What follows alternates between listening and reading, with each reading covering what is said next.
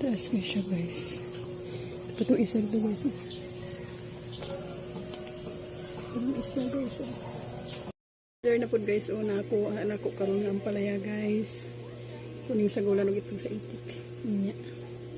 Yung sudan. Ngunit na ko ng itlog guys sa itik. Hindi ko isagol ani guys. Sudan na guys. Libre na akong gulay baka ang palaya. Kita naman na ako. Kanirang itlog akong napali. Size ang isa kay basag man.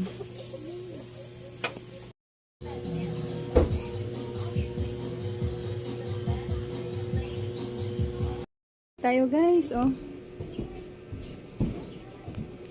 Ampalaya with eggs sa itik.